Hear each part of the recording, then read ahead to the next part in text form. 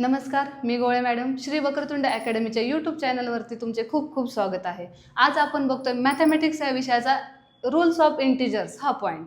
आता इंटिजर्स म्हणजे काय असं बऱ्याच वेळा मुलांना प्रश्न पडतो। इंटिजर्स म्हणजे काय, आता तुम्ही 5वी पासून एक नंबर लाईन पाहता आला असताल बघा, इथे ड्रॉ केलेला आहे, ही आहे नंबर लाईन। नंबर लाईनवरती एका साईडला पॉझिटिव्ह नंबर्स असतात तर एका साईडला निगेटिव्ह नंबर्स असतात।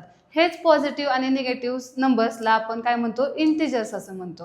तसेच 5वी पासून ते 10वी पर्यंत हे या इंटिजर्सची ॲडिशन, सबस्ट्रॅक्शन, मल्टिप्लिकेशन, डिव्हिजन असे बरेचसे एक्झाम्पल्स मुलांना एक्झामला येतात। आता मुलांना प्रश्न पडतो की हे सोडवायचे कसे, तर हे सोडवण्यासाठी याचे सेपरेट रूल्स असतात। म्हणजे ॲडिशनचे वेगळे रूल्स आहेत, सबस्ट्रॅक्शनचे रूल्स वेगळे आहेत आणि मल्टिप्लिकेशन आणि डिव्हिजनचे रूल्स वेगळे आहेत। आता आपण बघूयात, हेच रूल्स मी एकदम सोप्या पद्धतीने तुमच्यासमोर आज मी इथे एक्सप्लेन करणार आहेत।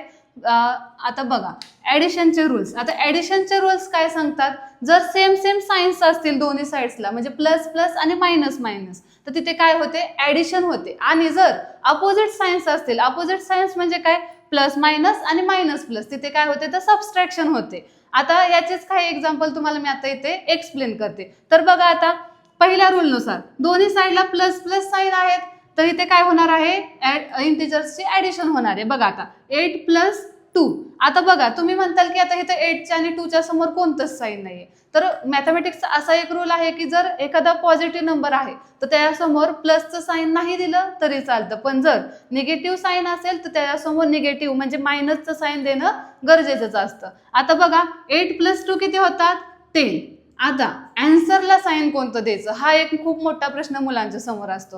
अँसरला साइन कोणतं दिलं जातं, जो नंबर एक्झाम्पलमध्ये ग्रेटेस्ट असेल त्याचं साइन अँसरला दिलं जातं। आता ह्याच्यामध्ये ग्रेटेस्ट नंबर कोण आहे बघा, 8। 8ला कोणतं साइन आहे, पॉझिटिव्ह, तर अँसरला पण कोणतं जाणार आहे, पॉझिटिव्ह। आता बघा सेकंड रूल काय सांगतो, बोथ साइडला म्हणजे दोन्ही बाजूंना जर मायनस मायनस साइन असेल तर तिथं काय होणार आहे, ॲडिशनच होणार आहे। बघा आता इथे एक्झाम्पलमध्ये -6 + -1, म्हणजे बोथ साइडला 6ला पण मायनस साइन आहे आणि 1ला पण मायनस साइन आहे, तर इथे काय होणार आहे, त्यांची ॲडिशन। 6 + 1 किती होतात, 7। आता ग्रेटेस्ट नंबर कोण आहे, 6। 6ला कोणतं साइन आहे, मायनसचं, तर उत्तराला पण कोणतं साइन जाणार आहे, मायनसचं साइन जाणार आहे।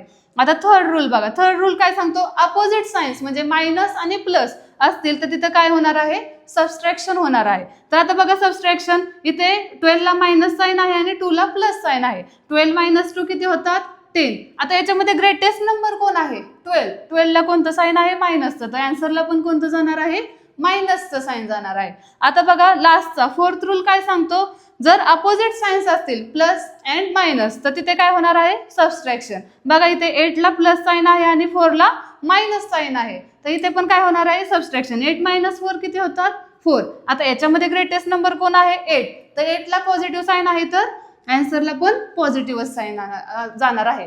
हे आहेत ॲडिशनचे रूल्स। आता आपण बघूयात सबस्ट्रॅक्शनचे रूल्स।